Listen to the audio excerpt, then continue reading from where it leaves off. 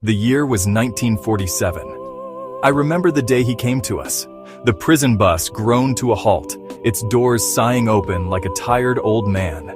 Out stepped a line of fresh fish, blinking in the harsh sunlight, their faces a mix of fear and confusion. Among them was Andy Dufresne. He was a banker, they said, looked out of place, like a bird that had fallen from its nest. Stiff, tall, and pale, he walked with a quiet dignity that didn't belong inside these gray walls. We all made our bets that first night, as was our tradition. I bet he'd be the first to break. I lost that bet. Shawshank Prison wasn't a place for the faint of heart. It was a world built of stone, steel, and routine. The walls were high, the guards were tough, and time moved differently here. It crawled. Each day was a copy of the one before, a slow, grinding process designed to wear you down to nothing. Hope was a dangerous thing inside Shawshank, a flickering candle in a hurricane. Most of us had long since let that candle go out. It was easier that way. But Andy, he was different.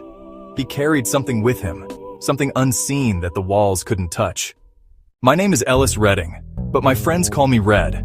I'm the guy who can get things for you. Cigarettes, candy, whatever you need. I'd been inside for 20 years when Andy arrived. I'd seen men come and go, seen them broken and defeated. I thought I knew how this place worked, how it chewed people up and spat them out. When Andy first approached me, he wanted a rock hammer.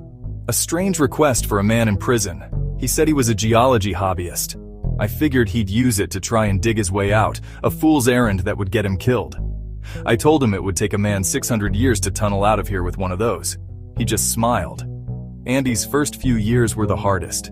He was a target for the sisters. They cornered him, beat him, and tried to break his spirit. Yet he fought back in his own quiet way. He never cried out, never gave them the satisfaction.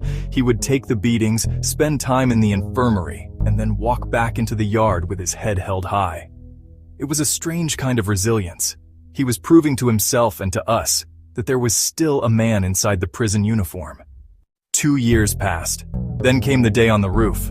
The warden had us tarring the license plate factory roof in the hot sun. It was brutal work. Andy overheard the captain of the guards, Byron Hadley, complaining about taxes on an inheritance. Andy, the banker, saw his chance. He risked everything, walking over to one of the meanest guards in Shawshank. He told Hadley how he could legally keep all the money. For a moment, we all thought Hadley was going to throw him right off that roof. The tension was so thick you could taste it. But Andy's knowledge was his power. He wasn't just another con, he was a valuable asset. In exchange for his financial advice,